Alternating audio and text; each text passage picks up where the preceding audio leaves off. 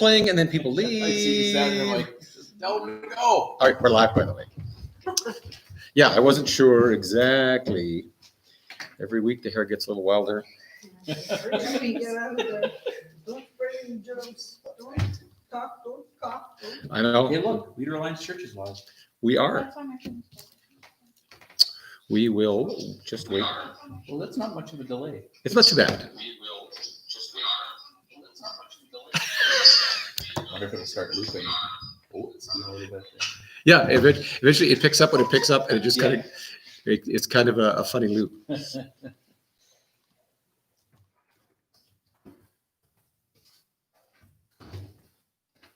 My phone for Michelle. Ah, good.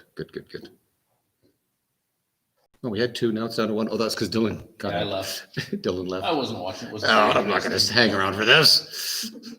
What chapter are we We are on 30.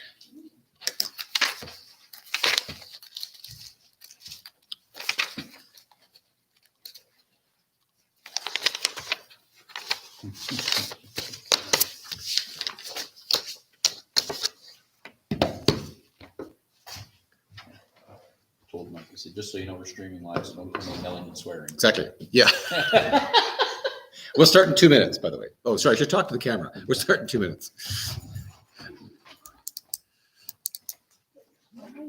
Hello, Shelley.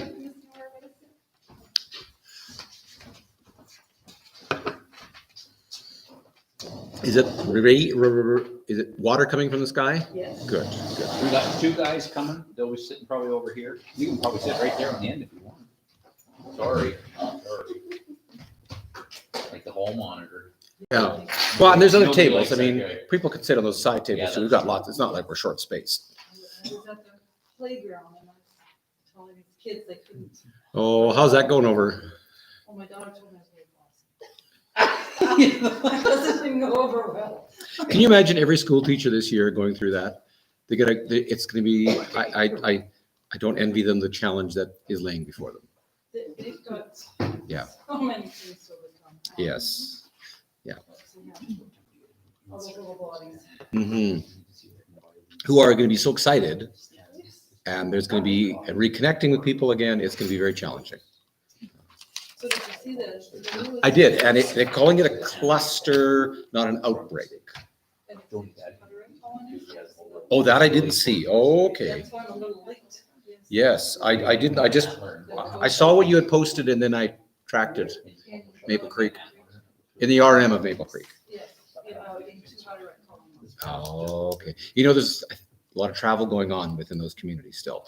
Always. Yes. And they're communal. And that'll be curious to see how it plays out, because in Hutterick colonies, that's And so a week ago, there was 2 cases and now today was 14.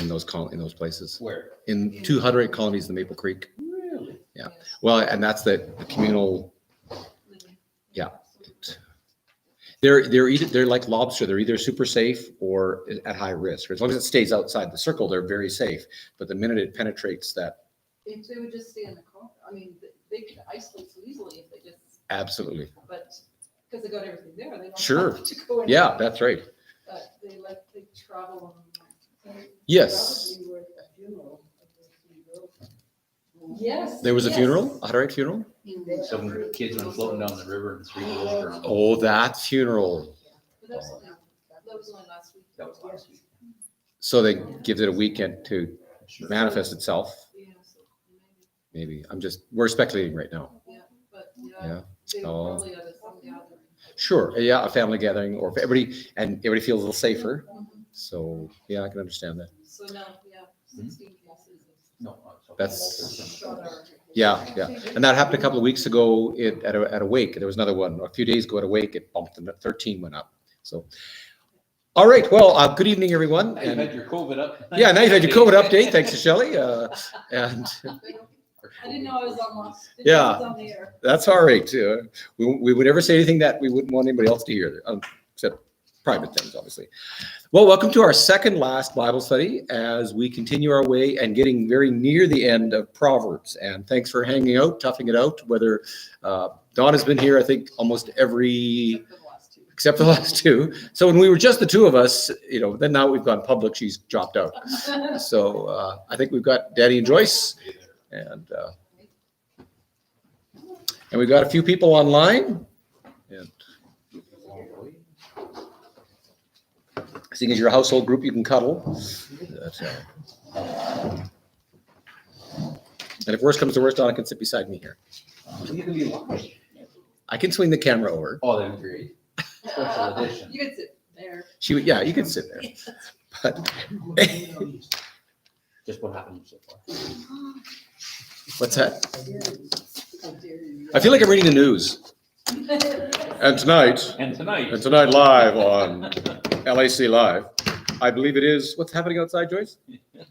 Let's go to Joyce with. Let's go to Joyce with the weather. A tiny sprinkle. A tiny sprinkle. There we go. That's Danny, any sports? Nothing. And Nothing. calf wrestling. Nothing in the Taiwanese baseball leagues you want to share with us? Or I believe that the Bank of Hong Kong won their tournament by. All right. What are we doing? Probably just 30? 30. We are, yeah. All right. Let's see how well. We're going to do a little quiz. The first section included what two characters? Who were the name of the two women? The wise woman and the wanton woman. Right. And why were we supposed to pursue the wise woman? A better life. Right. And why were we not supposed to pursue the wanton woman? Hey, Mike. Hi. Hey, guys, grab a table there. Round table, fellas.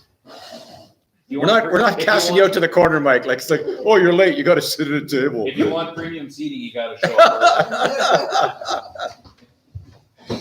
We are just doing a recap of what we've been talking about and about this whole thing about being wise in this book we're studying. So, yeah, the wise woman, because the wise woman produces life, and the wanton woman, the bad woman, what does she have in her basement? Death. She has corpses in her basement. This graphic image that if you pursue this woman, she comes in, she feeds you bread and water, and then she kills you, and then she puts your corpse in the basement. So welcome to Bible study. Who thought the Bible had this woman in there? Christina said today that at any given time in the U.S., there are 20 serial killers active, and they will not catch half of them. So little news update, flash, good news. It's a huge country. Yeah, lock your doors. But I thought that was kind of striking that at any time, there's 20 serial killers. How they determine that? Well, I guess Christina's really into crime. So how do they know there's 20 if they don't catch half of them? Well, because there's killings going on. Because the other guys, it's a very small circle. They got a club. They phone each other. So, all right. So that's the beginning. He says, pursue wisdom like a woman because she's going to give you joy and life and all the things that come from that. But folly, madness, craziness, if you pursue her, it's like pursuing a woman who'll kill you. She brings you into her house and says, here's bread and water, but you end up in death. All right. That's kind of the first big section. So he sits down with his son and says, buddy, you really need to pursue wisdom. And then he says, all right, that's his first kind of picture. And he says, then the second picture is this whole idea of being right, the righteous person. And that's a word that gets a bit of a bad rap. If you think of someone being self-righteous, what comes to mind? Arrogant, right? Yeah, a little beyond their shoes, right? Like they're just that much a little better than you. It was very interesting. I did a funeral years ago in a community. There was a tragic accident and several people had been killed. And we did the funeral for all the individuals that had died. And after, somebody from the community walked up to me and said, you Christians think you're better than us, don't you? And I went, ooh, that's a tough slow. So what do you say in that context? Like you're at a funeral, right? And I said, yeah, probably some people do, right? So you got it. So this idea of being righteous, but we're not talking about that self-righteous, that false kind of level of I'm better than you. When you think about a righteous person, what comes to mind? Wise. Is that Wise. Wise, yeah. Someone who's wise, who can make the right choices in life, right? And it's all tied to this walking like, behaving like God in that how we behave. Good, that's the second person. And then he throws that third, another good church word in, which is holy. And again, that can come across wrong, right? Holier than thou is that false piety. But what do we think of when we think of a person who's holy? Or what might we think? Like God. Yeah, godly in their behavior. Yeah, not yeah. I was like humble, actually. Yeah, we think of the quiet, maybe, your grandfather or your grandmother who lived a virtuous life and they lived this holy life. Yeah, and he ties the whole thing of holiness to what aspect of our character, though? Remember, it was rooted in one area of our lives? Or one part of Just put pure of heart. pure of heart, yeah. And Good. honest and integrity, sorry, for righteous. Right, yeah, someone who's honest and has integrity in them. Yeah. He roots holiness to our thought lives, right? It stems, as we think in our heads, our life kind of flows out of our thoughts. Good. All right. So that's the third one was holiness. And then he moves into a whole section on conduct, how to behave. It's just a bunch of passages about how to behave yourself. And then he picks up with what's called the 30 sayings of the wise person. And he kind of it's almost like a conveyor belt of ideas, like of 30 things. He says, this is kind of what connects to wise person. All right. So we're getting along. And then last week we did this whole section on, anybody remember last week? Like 5 chapters. Yeah, that was a week ago. What do you expect? Talked about foolish people. Yeah, and this whole cascade. All right, good. So we're up to chapter 30. But before we start that, I want to ask you, those of you who are over 50 tonight, we're going to exclude, a couple of corners of the room. And thanks for wrecking our median age, by the way, you guys. Just knocked it right out of the park. We're actually bringing her down. Yeah, you're actually bringing the numbers down. I appreciate that. What have you learned? I don't want to say old age, but since you've turned 50 and up, what has age taught you? Patience. Patience. Good. Don't sweat the small stuff. Don't sweat the small stuff. Good. Compassion. A little more compassionate. Yeah. The brevity of life. The brevity. Yeah. Life is short. Yeah. Where did it go? Yeah. Less stress. Less stress. I can relax a little bit. Yeah. Someone once said, the day is coming when winter will ask you what you did with the days of summer. Like, what did you do with those? Also choose your battles. Choose your battles. Yeah. It's some things are worth fighting for, and some things, man, they're just not worth fighting for. Anybody else? Priorities change. Yes. Yeah. Priorities change. Yeah. I think I've learned what's valuable and what I spent too much time chasing, and realized, did that in the end make a difference, right? It's like the old joke about the rancher, from Maple Creek. The first time they opened Future Shop in Medicine Hat, walked in, was standing around, he's got dirt on his boots and dust, and kind of takes his hat off and looks around. And of course, the salesmen are, they come up and say, "Can I help you?" And he looks around and says, "I have never been somewhere where there was so much stuff I didn't need." That sense of, I don't know if I need all this stuff, but needless to say, they didn't make much of a sale with him. But, Where's the spurs? yeah, exactly. At least a bottle of water. All right. So in the 1930s, Harvard University began what was called the Harvard Happiness Study. And they enrolled 283 Harvard freshmen. And they studied them all the way up. And we'll get to that for 50 years. I want to get to that. But first, in 2013, they sat down with a graduating class of 1963, the Harvard graduating class of 1960, on their 50th anniversary. And they asked, what would you pass on to younger people? So you remember, these people graduated from Harvard in 63. So, and it became a book called If I Knew Then, which you could probably write. Man, if I knew, here's a country song about that. If I didn't know now what I didn't know then. I wish I knew now what I didn't know then. Or wish I didn't know now. I didn't know now what I It's Toby Keith. didn't know, yeah. Yeah. Yeah. It's Toby Keith, yeah, 6 foot tall book. All right, so I'm not going to read the whole book. It's quite long, obviously. But here's some of the top 10 issues on being a leader. He says this, I would have been a better leader if I had a better attitude in my early career and I had more confidence in my middle career. There was less of a bit of a braggart and a blowhard in my early career. Another guy writes, a real leader knows as much as he can about his people, believes in what they're doing, and gets out of the way of what they're doing. I like that. You know your people, you believe in your people, and then you'll get out of your way. George Patton once said, never tell someone how to climb the mountain, just show them where the top is. They'll figure out how to get there. He also said, never give an order sitting down unless you're on a horse or a tank. But he's one of my favorite people. Career. Ron Leslie writes, this is the step to finding fulfilling work. Take the initiative to work in areas you're interested and ask good questions. I thought that's not bad. And his argument, it's quite long, but this is about marriage and family.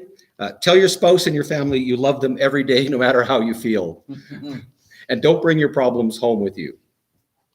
Develop time with your family. And this person says, Ron Leslie says, the sweetest word in the English language are, Granddad, would you like to? So you can tell that was someone who'd been through the generations, right? Let's see, growing older, retire to something, not from something. Stay engaged, be active, and keep your brain working. Just gonna pick a couple more here. So, this is on success. Success and wealth are being love and being loved. When I think back on my career, I'm struck that the fondest memories are the people, not the job. So there's a few other things that are there as well. Life's lessons. All right. So back to the Harvard Happiness Study. I was wrong. 724 men were studied. This took 80 years, and they interviewed every 2 years. They interviewed Harvard graduates and then inner city men from Boston. So they did both kind of ends of the socioeconomic scale. And it's a massive study. You can go online. You have to subscribe to Harvard's newsletter, but the document, you can imagine 800 people over 80 years, the amount of data that has been compiled from. It's a huge document. Did anybody do this equivalent to women? No, it was just men, which is interesting. Yeah, because the Harvard Happiness Study was just, I mean, back in 1928, women didn't go to Harvard. Yeah, but they're probably there now. Well, they are. The Yes. study had already started. Yeah. Oh, no. Start all over. I guess because they tracked these men through their entire life. So the original participants stayed in the study until they died. And I guess that's, they wanted that long correlation of data. Yeah. Anyhow, I have half the population. Very good, because the next study I'm talking about was just women. So Why just women? because somebody had already studied men. Because the one half had already been done. So Harvard has done 2 studies. All right. Good. So that's a good question, Shelley. Yeah. One of the things that I'm just going to pick up little bits and pieces from this. Know when to let go is one of the things that we said. As people get older, they tend to focus on more what's important, and they don't sweat the small stuff, which is what Joyce said. You got one of the answers from the Harvard Happiness Study. Woohoo! And you're a woman. Oh, sorry. Oh, man study. Donna's going to do the next Bible study, by the way.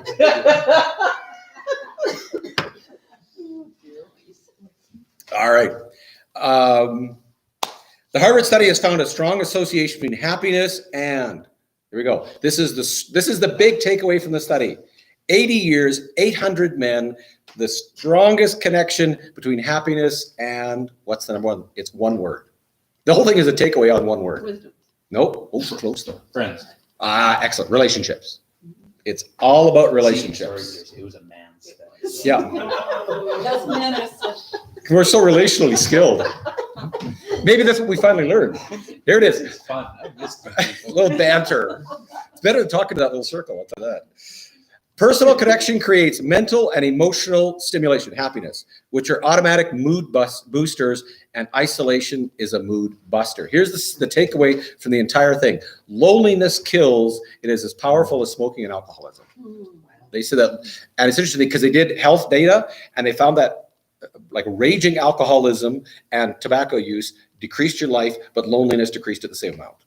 It actually had physiological effects on us. They said loneliness is the equivalent of smoking, like as far as what it does to your body, right? And here's the big summary. Good relationships keep us happier and healthier, period. And then they gave 9 qualities of a good relationship. But this is all going to tie to Proverbs. Just hang with me. All right. So when you think about good relationships, what would define a good relationship? What are some of the defining characteristics of a good relationship? Whether it's a spouse, just a friend, anybody. The defining characteristics of a good relationship. Honesty. Yeah. This is a competition now. Good. Isn't it? Yeah. Who's smarter than who? What's that, Shelley? I was going to say, good conversation. Yeah. Ability to communicate. Yeah. Michelle says trust. Trust. Good.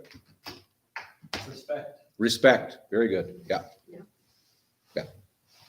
I'll just walk you through. This is in no particular order. Trust is number one, right? Not in number one, just on my list. Trust, communication, the ability, and sometimes communication we know is nonverbal. People communicate all kinds of ways. Honesty with one another, with your friends. Being helpful, actually helping your friend out, or your neighbor, or your partner. Being dependable. So if they ask you to do it, can I count on you? Being genuine and transparent. Are you actually who you know? I think one of the most difficult questions I've ever been asked is, are you the same person on Saturday night as you are Sunday morning? And I went, ooh, that's a really good question, because that's an issue of integrity, right? Mm-hmm. Who you are when no one's watching. Well, of course not. I'm sitting in my pajamas, half shaved, like I'm like watching Battlestar Galactica. I'm watching Battlestar Galactica. I'm, probably not the same guy, but talking to the cat. I'm a cleaned up version. Just have a cleaned up, a half shaved version, and I don't make Battlestar Galactica references. So such a nerd. Show appreciation, right? We know that gratitude is the key to thank you so much for what you've done. Show empathy. I may not be able to exactly understand how you feel, but I can empathize. And then equally important, that was learn when to apologize. Admit you're wrong. So those are all coming out of this massive study. They said the key factors of happiness are exercise, stable relationships, being willing to explore new ideas, explore new places, and lastly, they increase in these four categories, exercise, relationships, exploration. This is the one that I love because it came out of this massive study, was the importance of play. Whether you go quadding or play whatever you do, but that play is a massive important in happiness over a lifetime. And so you get these seniors who are out there playing pickleball, right? They get it. The problem is when we're in our working years, the last thing we have is time to play. Or energy, especially if you're raising a family. Yeah. And they said all these. So I thought that was fascinating. This whole study comes down to making good relational connections. Okay, we get to Proverbs. One more study, and then we're going to get to Proverbs. This was a follow-up study done in 2018 with women. So here we go. Here's the title. It gets a much better title than the Harvard Happiness Study. Associations of religious upbringing with subsequent health and well-being from adolescence to young adulthood, an outcome-wide analysis by Ying Chen, Tyler Vanderweel. How's that for a title? So what the Harvard School of Study did was they asked the question, what about the component of faith, of religious practice, of going to church in happiness? Because they said that was a component that was addressed, but not, and so they pulled that component out of the Harvard study and they studied with women. So this is just a quick summary of the statement. People who attend weekly religious services or practice daily prayer or meditation in their youth, in other words, from their childhood, reported greater life satisfaction and positivity in their 20s, were less likely to subsequently have depression symptoms, addictions, uses, whether it's illicit drugs or whatever, or have STDs. The people raised with less regular spiritual than the people raised with less regular spiritual habit. The results show that people who attend religious services at least weekly in childhood and adolescence were 18% happier as adults than those who never attended. So I'll take the number. It's a 20% boost to your happiness. That's a pretty significant boost. And they realized that there was a connection to, I don't want to say spirituality, it's such a vague word, but to regular assembly that produced happiness in people. And so all those, so if I summarize it up, what the Harvard Happiness Study has shown us is this, is that a connection to God, to yourself, and to one another's is what makes us happy. Sound of rain makes me happy. Danny, it's raining. Raining. Is that No, it's the rain. Did you want to go and look? Did you want to go and look? Did you? No, that's good. Actually, you can see it out the window. That's a kid with a garden hose. Yeah, it is. I set up a soaker hose over the window, so that when you got here, I just turned on. Because you said that this afternoon. That's right, just so it just kind of looks like it's coming in, Tonight. like a Hollywood effect. So, all right, what I want you to put in your pocket, Dylan's got to check the rain out. Fantastic. All right, what I want you to put in your pocket or put a pen in or a pencil in is that happiness comes from being connected to God, yourself, and others. Inward, outward, and upward, right? A healthy inward relationship with yourself, understanding who you are, a healthy relationship with family, friends, peers, and then a healthy connection to God. All right, Say so that phrase again. happiness is tied to inward, outward, upward. Uh-huh. connected to God, to yourself, and to others. Healthy connections. All right, so let's take a look and see where Proverbs 30, let's find out if it lines up and what it says. This is, I mean, obviously you know the answer, otherwise it wouldn't be setting you up for this, right? It's like a murder mystery where they reveal the murder at the beginning. And Charlie, like Columbo, remember he always knew who did it, and then you rest. So obviously that's where we're going today. Proverbs 30. This is not Solomon. This is a new guy called Agur, A-G-U-R, Agar. This is the sayings of Agur. And Agur was, Horrible name. yeah, it's an awful, yeah. What it means is the compiler or the collector. So we don't really know if it's actually a guy or if it's just, these are the writings of the guy who collected writings. So it's like saying the storyteller or the compiler or whatever, right? So this is it. Take a look at verse 1 and somebody read that. Did you want a Bible, Mike? I'm not going to be like a jerk about it, but do you want a Bible? Sure. Sure. Dylan, you want to find him one? I make you an offer. I can't do Is it. there Oh, yeah. a- Sir, what's your friend's name, if you don't mind? My nephew. Paxton? Daxton? You're the first Daxton I've ever met. That is very cool. And he will not remember your name. No.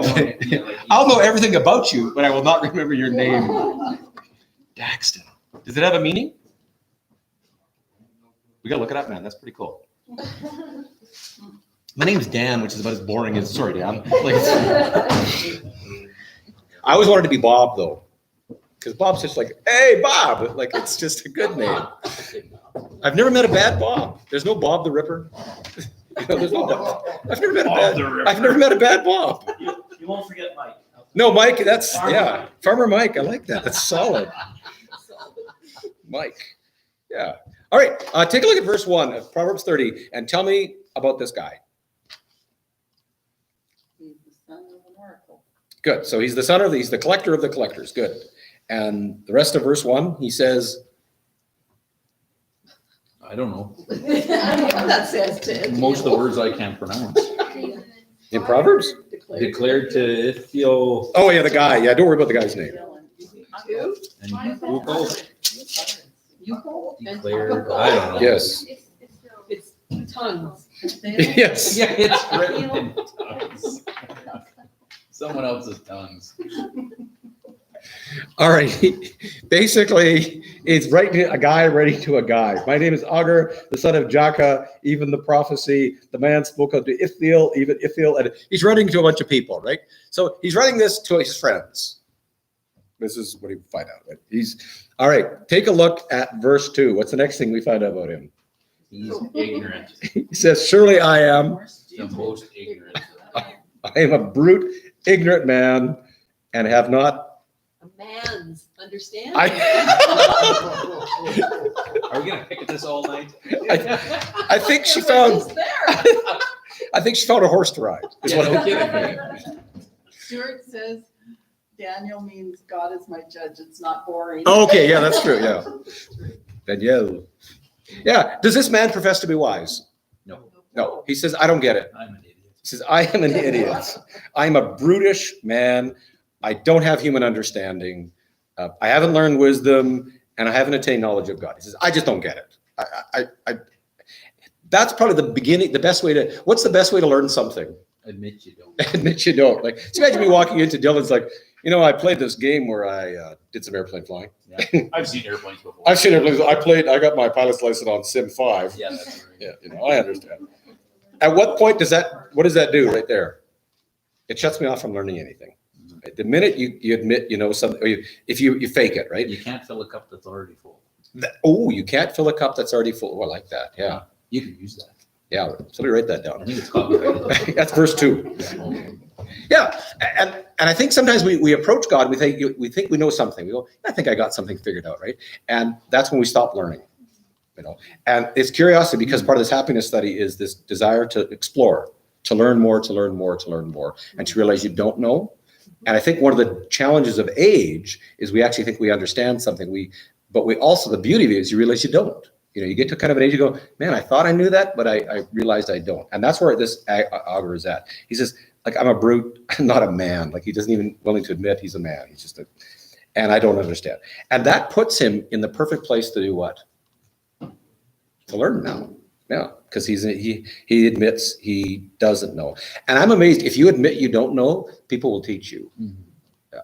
I remember a Sunday school class, the adults had gone downstairs and there was a rancher there, and it was early in our years in Shaunavon. And I said, "Oh, you're a cowboy." And he said, "I'm not a cowboy." And I said, "You got Wranglers, you got boots, you got the buckle that you could, mount a horse head on." Like a duck, talk like a duck. Yeah, you must be a duck. And he said, he said, "I'm a rancher." I said, "What's the difference?" He said, "Cowboys work for ranchers." Oh. Yeah. He said, I own the place. So So what is he then? he's a rancher because he owns the place, right? Cowboys work for him. Okay. Yeah. So he said, "Oh, so tell me about that." So we spent the next hour and a half just talking about cows. We're gonna ask Jack if he's a cowboy. Jack's a rancher. Yeah, I know he is. Yeah, Jack's a rancher. But Jordy might be a cowboy. He might be. Yeah. So what I realized was when I didn't know, that's when I could finally figure things out. And that has kept it going. So this is where Augur is. All right, that's the first thing we know about this man is he's humble. He admits he doesn't know. And the irony, of course, is by the time we're done, we'll figure out that he does know. But he's beginning with it. So take a look at verses 4 through 6. And what's the next thing we know about Augur? He asks a lot of questions. He asks a lot of questions. Good. That's how you learn, right? He's curious. Who has gone up into heaven and come down? And the answer is no one, right? Whose hands have gathered up the wind? The answer is, these are all rhetorical, right? Questions we know the answers to. No one. Who has wrapped up the waters in your coat? Of course, if you put water in a cloak, what happens? It kind of runs through. It runs through, right? Who has established all the ends of the earth? Not him. What is his name and what is the name of his son? Oh, come on, you know. And then he says, yeah, come on, if you know. Yeah, if you know, okay, mine just says, you know. Oh. That That's what mine says. is his if or you know. Surely you know. Surely you know. And who has gathered up the wind in his hands, wrapped the waters in his cloak, established the ends of the earth? Who is it? It's God. Yeah, this is really well written, right? Good. Oh, come on, you know. And he says, oh, it's God. And then verse 5, every word of God is flawless. He's a shield to those who take refuge. And because of that, what shouldn't you do? Don't add to his words or he's going to rebuke you and prove you a liar. Which is really cool. So Augur starts on saying, look, he says, I'm an idiot. I don't know a thing. But I do know this. I know that I can trust what God says. And that's the beginning of wisdom, right? We get smart when we realize we don't know the answers and we know someone who does. When you meet someone who actually understands something and you start talking to them, it's incredibly comforting. You know, if I get in a plane with Dylan, I find I can just sit back and relax because I know there's someone who knows what's going on, right? I know Donna's never going to give me food poisoning, right? You know, she knows it well. Unless you deserve it. Unless it was when she got that backhoe and built that 6x9 square in the backyard. I started getting worried. What are you planting? Why is it 4 feet deep? All right.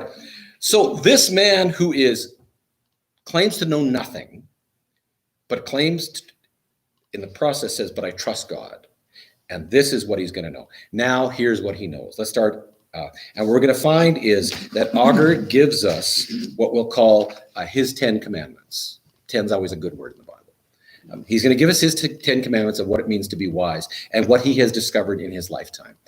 It is most likely Augur's an old man at this point. This sense of futility and frustration, I'm a brute, not a man.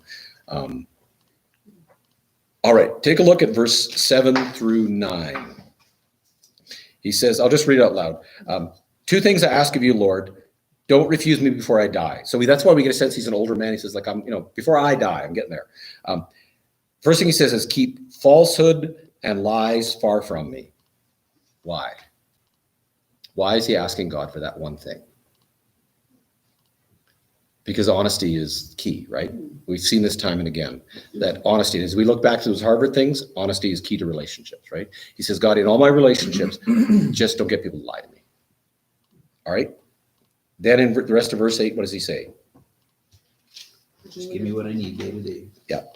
Give me neither poverty nor riches, but just give my daily bread. And take a look at verse 9, because what he says is the problem with, let's start before we get into the verse. What's the problem with having too much money? I mean, some people are like, I'd like to try. Forget God. You can forget, you forget God. Yeah, you become self-reliant. Not happy. You're not happy. Yeah, it's never enough. It's just frustrating. Yeah, and people are always hounding you, right? I mean, that's what I'm told. Yeah. That's No, what I've heard. yeah. And that's what he says. Otherwise, I have too much and disown you and say, who's God? Because I don't need him anymore, right? Yeah. Or if you don't have enough, what happens to you? You're poor and steal, and you dishonor God's name, right? So he says, I've learned this in life. If you have too much, that's exactly it. Yeah, balance. If you have too much, things go off the rails, right? But if you have too little, things also go off the rails. And he says, just give me what I need, God, to, my daily bread to get through.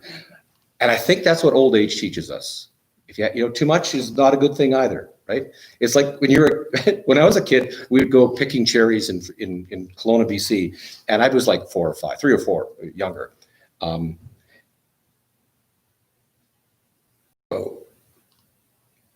Somebody's just given a whole bunch of quotes here. Message retracted.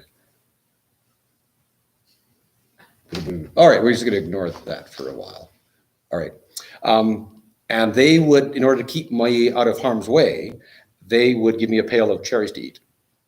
And I would sit and eat. They'd pick the first gallon for me. And what would I do? And then within a couple hours, sick as a dog. Exactly. But it kept me occupied for a long time after because I was sick and I couldn't move off the ground. But this whole idea of too much is not a good thing, right? Too much and too little, wherever you come from. So the first thing he says I've learned is that both wealth and poverty can cripple you. Okay. Second thing, take a look at verse 10.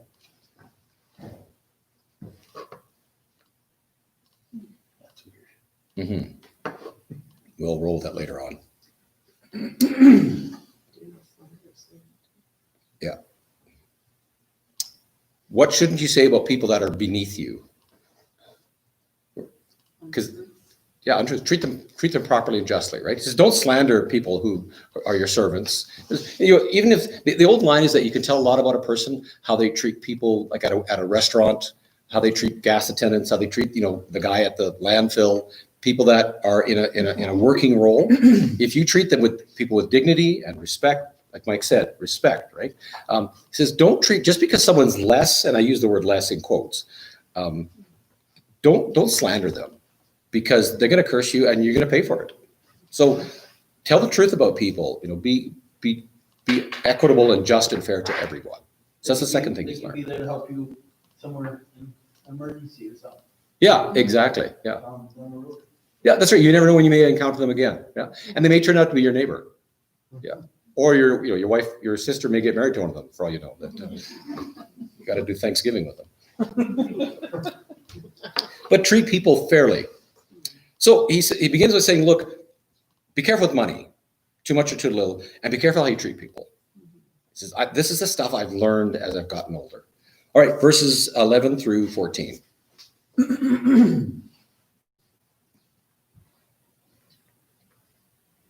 But I could put him in timeout. Anyhow, we'll deal with that later. Yeah. All right. What does he say in 11 through 14?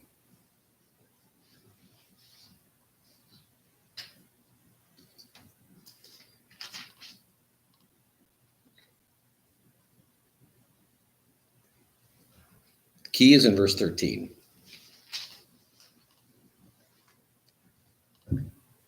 It's all about pride, isn't it? Yeah. Those whose eyes are ever so haughty, whose glances are so disdainful, their teeth are swords, whose jaws are set with knives. They devour the poor from the earth and the needy from among mankind. Right? This is arrogance. Those who curse their fathers and don't bless their mothers, who are pure in their own eyes, self-righteous, that sense of, self-righteousness, and yet are not cleansed of their filth. They think they're right in their own eyes, but they've got all this garbage in their lives, right? This hypocrisy, if you could sum up that whole section in one idea, what is Augur telling us? He says, this is one thing I've learned.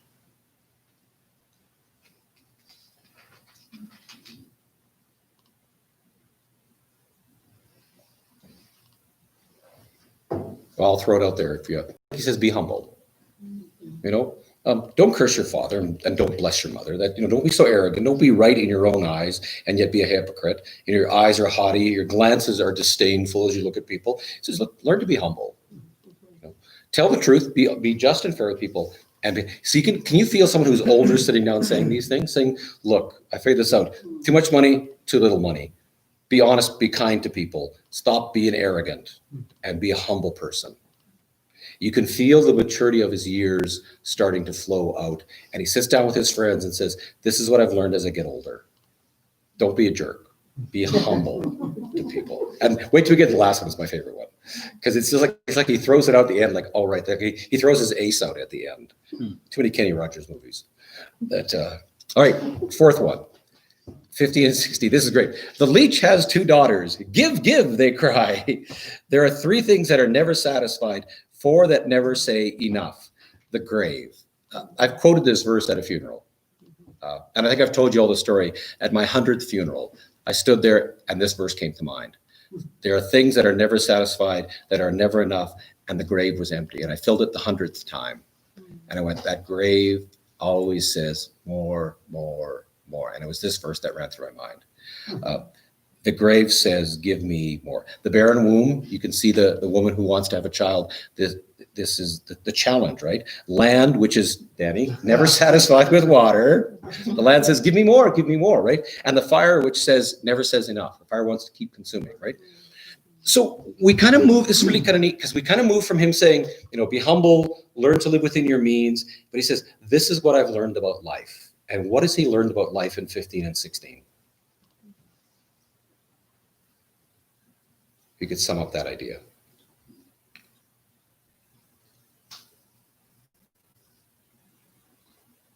No matter how much you have, you have to take anything along with you.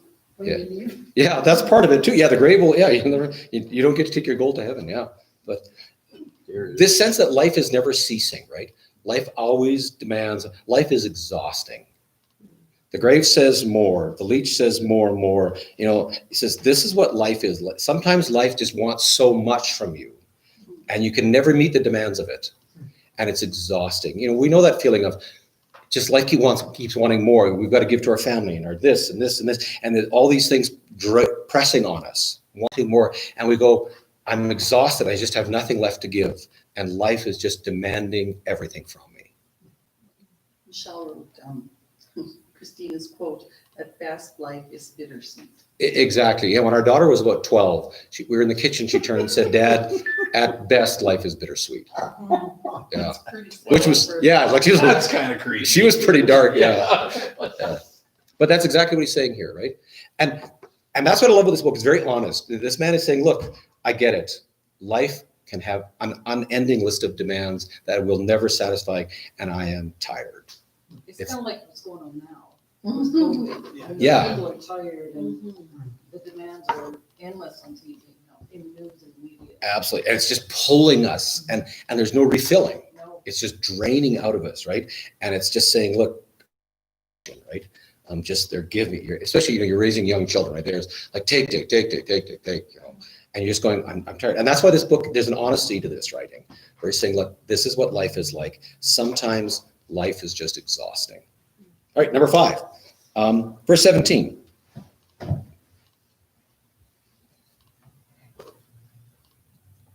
It's kind of gross. The eye that mocks a father and scorns an aged mother will be pecked out by the ravens of the valley and eaten by the vultures. What's he saying? He says, look, I've learned this. Listen to your mom and dad. Listen, be good to your parents as they get older. Don't treat your parents well. Don't mock your father or scorn your mother when she gets older. There's a wonderful old Yiddish parable. There's a father and a son and his 3 generations, the grandfather, the father, and the son. And the grandfather out at the table eating, and they're a poor family, just the 3 of them making their best ends. And they're eating at the table, and the grandfather, of course, now he's starting to drool. He's dropping the spoon, he's drooling. And one night the father goes out and he carves a wooden bowl, and he carves a wooden spoon, and he puts Grandpa over by the fire and gives him the bowl and the spoon, and the father and the son eat together, and Grandpa's off by himself. But a month later, the father comes home and he sees his son whittling.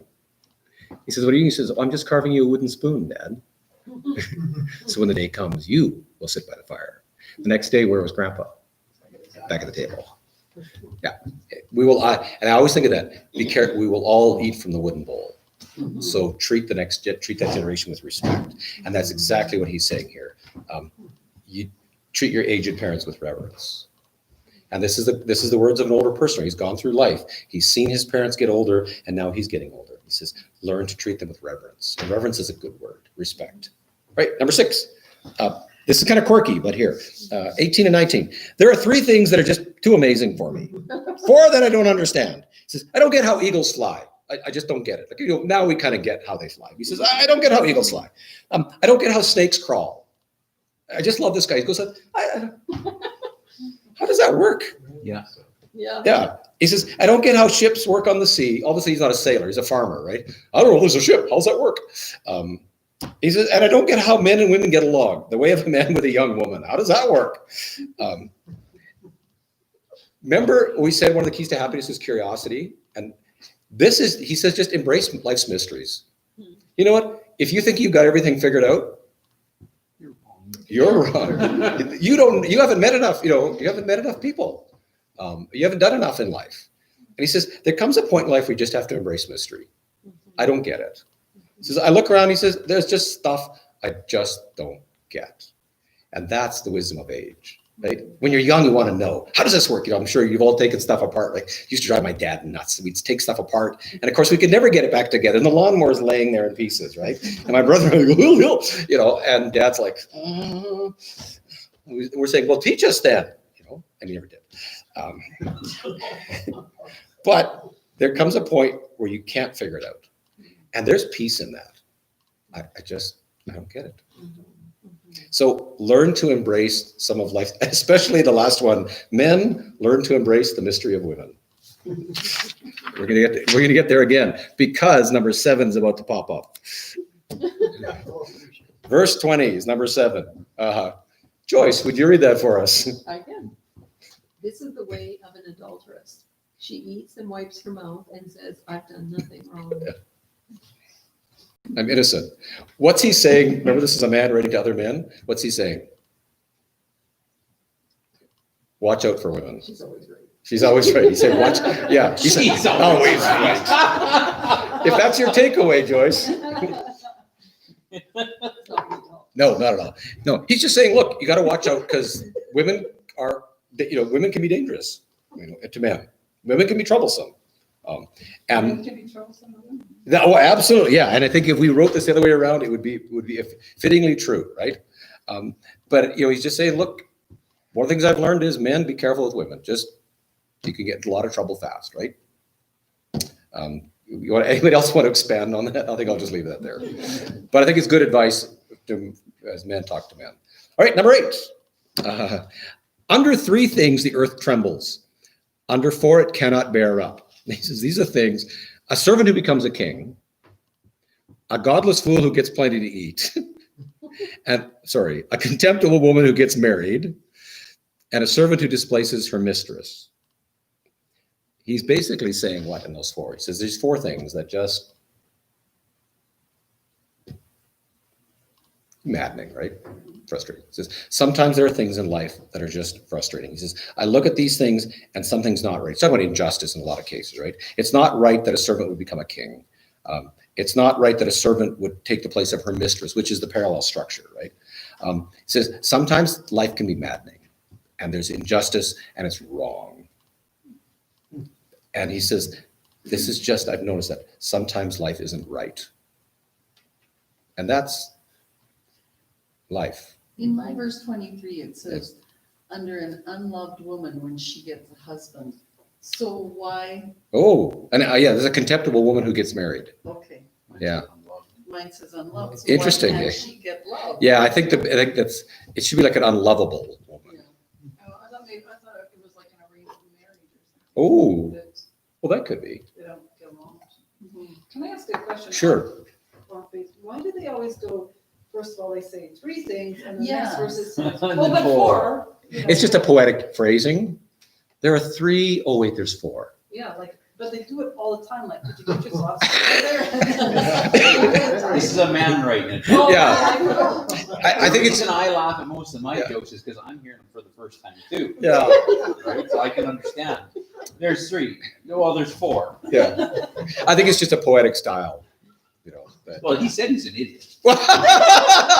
Yeah, let's undergird this. You know, and we've kind of toyed with male and female relationships, but never forget the man who wrote this says, "I'm an idiot. I know nothing." Disclaimer. right? Yeah, I may say things, but let's just start here. I know nothing. I'm an idiot. But we're studying him, so. That's right. So, and that's the irony. 2,000 years later. That's the irony that he is not He's not stupid. really- No, he's not really stupid. So he says life can just be unjust and maddening. All right, and we're almost through. Then 24 through 31 are like 9A and 9B. They're two ideas that kind of collect together, but they're set up in separate things. So, and again, this time it should make you happy, Shelley. 4 things on the earth are small. There's no 3 and 4. Got it together. He's kind of got it together after 23 verses. 4 things on the earth are small, but are extremely wise. Ants, Donna, are creatures of little strength. We have thousands of ants in our yard. Drive me crazy, right? They are, and he says, why are they wise though? They store food in the summer. Remember the story of the That's the grasshopper. ant and the grasshopper that comes from here, right? Except the grasshopper part's not in here. But the ant who stores up food for the winter, they're wise, right? Then 26, badgers. Anybody else have I was different? gonna say conies. Conies? At the bottom it says a rock badger. Yeah, really? Ours says conies. Well, mine says conies, but it has a Yeah. little note beside it. I would have known what that was. Mine says hyraxes. Hyrax or a rock badger? Yeah. What is it, a badger? It's a badger. Yeah, just a little badger. It says badgers are creatures of little rock badgers, not like nasty big badgers. The big badgers have. Yeah, no, yeah. He's talking about these little things, right? These Like little, gophers. yeah, like gophers. Yeah. They're creatures of little power, you know, yet they make their home in the rocks. Sounds Australian. So he says, you know, they're pretty smart. They make their home in the rocks. And then he says, number 27, locusts have no kings, yet they, yeah, like an army, like ranks of soldiers. And then 28, yeah, lizard, you can catch with your lizard in a hand, but Get into the king's palace. you get to the king's palace, right? So what's he saying here? You know, this just sounds like a simple old man just making a lifetime of observation. That's exactly what this Right? chapter is. Yeah. He's saying, pay attention to the little things around you, right? And learn from life. Common sense. Look at life around you. And you know what? You can learn a lot from life around you if you just watch.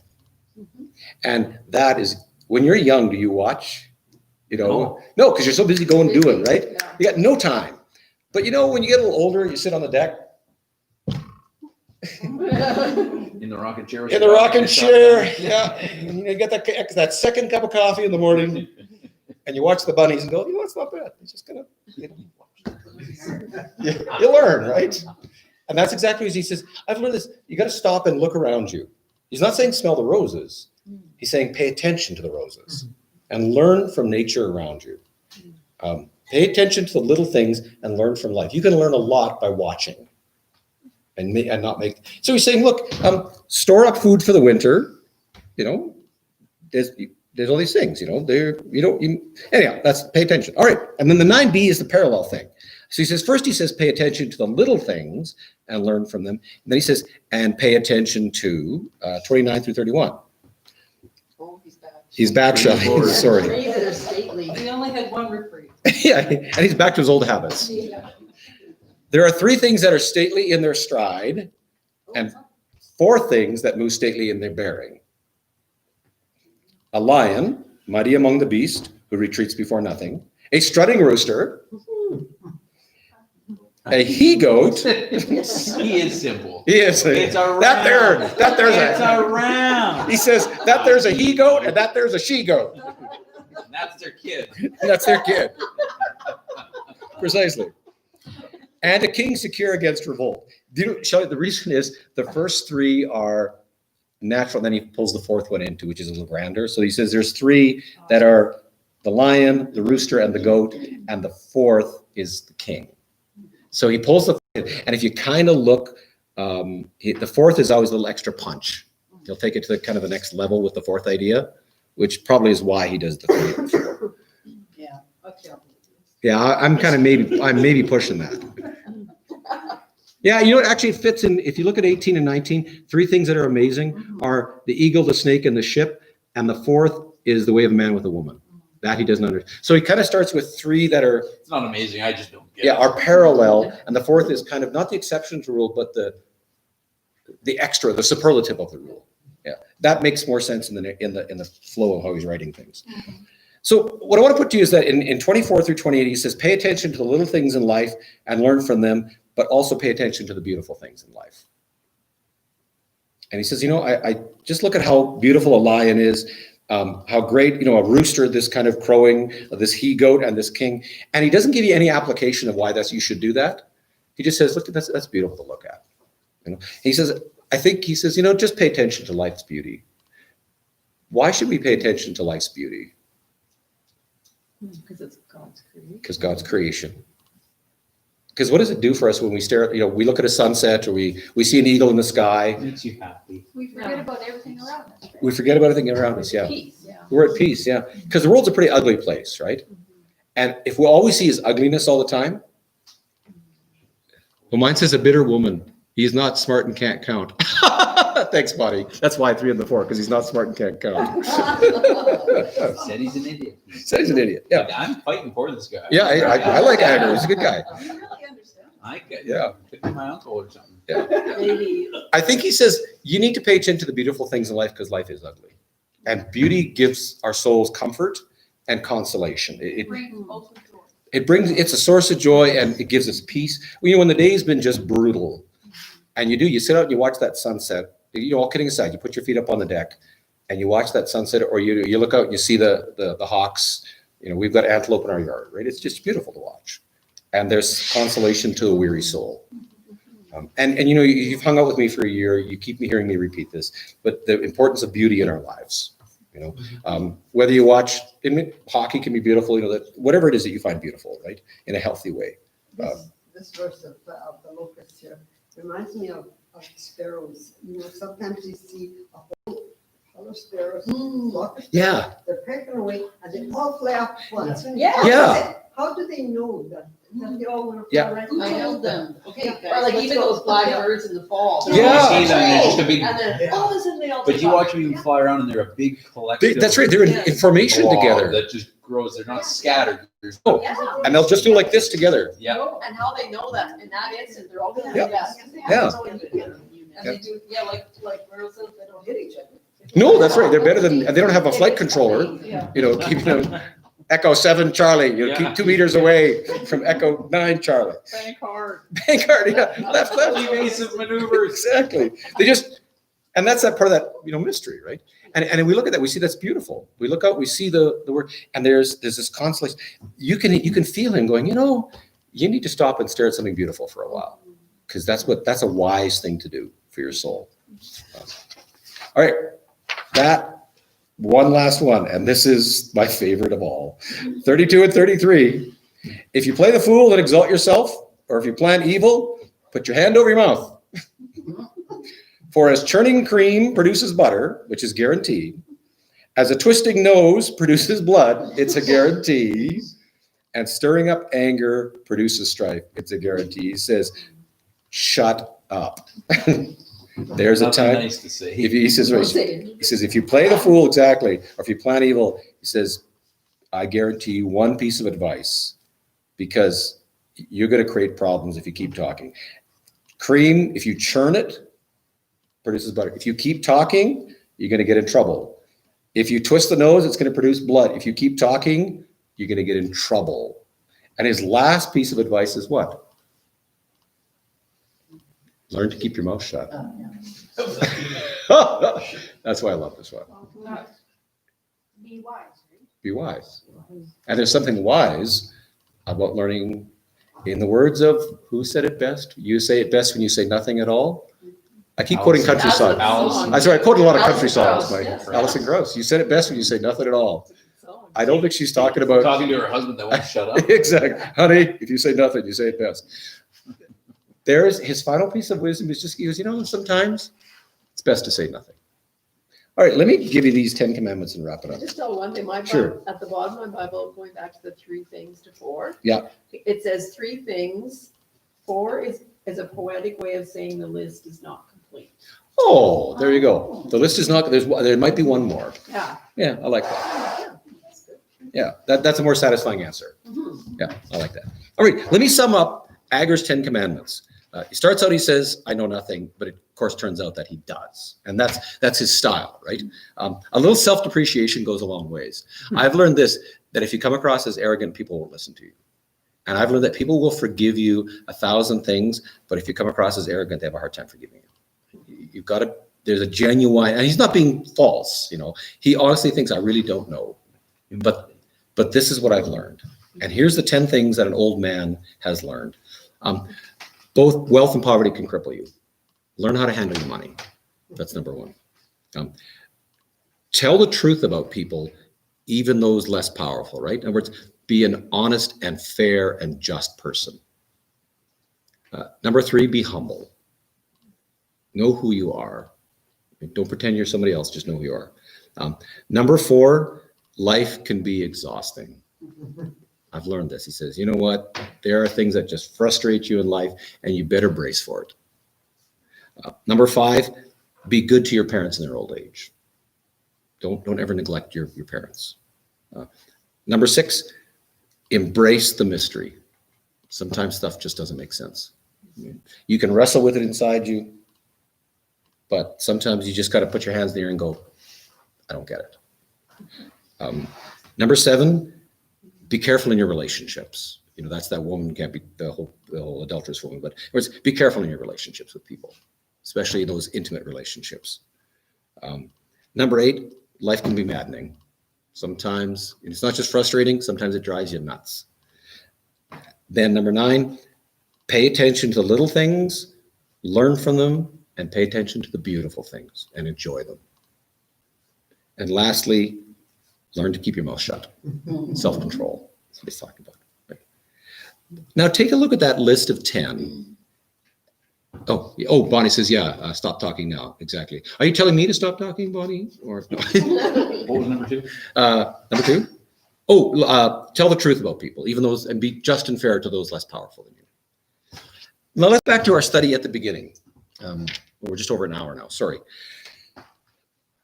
This giant study in Harvard, you know, over 80 years, and then the subsequent study later on in the teens, both made this discovery that how we connect to God through our faith, an expression of our faith through community, how we connect to relationships around us, and then how we connect to ourselves, self-control and all those things inside us, that will produce happiness. And I suspect that we can take this list, and without shoehorning it too hard, we can maneuver those into those categories. You know, things like sometimes accepting mystery, you know, inside yourself. You look at life and you can stem and you can stew and you can get frustrated rather than saying, you know what, this I just don't understand. Right? That's having a good relationship, those internal thought processes and that, right? Good relationships with our parents, good relationships with our spouses, good relationships in our most intimate relationships, right? And then our great relationship with God. That's how the whole chapter begins. I have learned that God is my shield, and we would include that in the portion. I'm convinced of this, that what the Harvard happiness study took 80 years and 800 people to figure out, Agar figured out 30 verses. Over the course of his life, he sat down and said, I'll tell you what makes for a happy life. And happy is a sketchy word. I know, I've got to be careful with that. But he says, I can tell you this, get a grip on finances, love people, love your parents, accept that life can be frustrating, pay attention to life, enjoy beauty. He gives us a very similar summary as the great Harvard happiness study did for us at the very beginning. And I think there's a connection. And what it comes down to is both Agar and Harvard. I love when the ideas support each other, right? What we learn in sociology and science supports what Scripture's been saying for 1,500 years. That it's about good connections and good relationships. That the primary happiness of life is found in good relationships. And we've learned this, that loneliness, and especially over the last 3 months, we have seen increasingly what happens when people are isolated from healthy relationships and from good relationships. If isolation and loneliness are the equivalent of addictions and those things that actually physically cripple us, then we know that what Agar's talking about is the truth, that healthy relationship. As we go back to Genesis, what was the very first thing in the garden that God said was not good? He says, this is good, this is good, this is good, all 7 days. It is not good for us to be alone. Yeah, not good for a man to be alone. That's the very first thing that was bad in the garden, was loneliness. And Augur takes us out of that and says, build a good relationship. And he gives us some hints. Sometimes building a good relationship means knowing when not to talk. Right? Sometimes building a good relationship means accepting the mystery of that person. We've been together for 35 years, right? And I suspect there's still some mystery when you look at me. Like, I don't know what he's thinking. But you accept that, right? And accept at the same time that somebody can be frustrating. We're in a relationship with someone, and sometimes they drive us nuts and they're demanding. And he says, yeah, that's just part of relationships. Sometimes people can be frustrating, but that's okay. But look for the beauty in that person. Look for what you can learn from them, the little things in how they live their lives. Augur says that right relationships produce joy. And everything else we study supports the same thing. And it's not good for us to be out of relationship with one another. All right, that's kind of the summary of the chapter. It's a very nice, compact chapter. Yeah. Yeah. That's why it's kind of nice to have a church family too, In this one. Absolutely, Myrtle. Again. Yeah, and that whole sense of connection with one another, Myrtle. Absolutely. And it's all about that community connection. Yeah. And that's why the New Testament is rich in that. Don't forsake the assembly of one another. Forgive one another. Be patient with all these connections of how to connect with one another when we don't always agree, but also to love one another. Scripture says God loves when the body dwells in unity, and He is very upset with those who destroy the unity of the body, especially intentionally. Right? Yeah, we need. And we need this craziness of all these different personalities and types. And, if the whole world, can you imagine if the whole world was filled with people exactly like clones of yourself?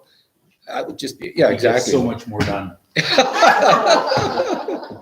And yet, would anything ever get done? We have a lot of fun. Well, we'd have a lot of, yeah. No, and we need that variety. Another clone of me, no. Yeah, exactly. Maybe a twin, Mike, maybe a twin. One mic's enough. Yeah, absolutely. All right. There's wisdom as we get older that we need to share. And that's why at the beginning, he shares it with his friends. We need to learn from those who have been down a couple of miles down the road ahead of us. We can learn from them. All right, let's pray quick. We can close. God, thank you for those who have been down the road before us, our parents and our grandparents who taught us, I pray taught us well. Thank you that we can have good relationships with one another. We truly can be tenderhearted, forgiving one another, and caring for them. Thank you for the wisdom of this book. May we learn to be people who are humble. And we pray this in Jesus' good name. And thank you for beauty this day and for the rain. Thank you for the rain. Amen. All right. Thanks for joining us. We're not only to be humble, but completely humble. I always like that. Yeah.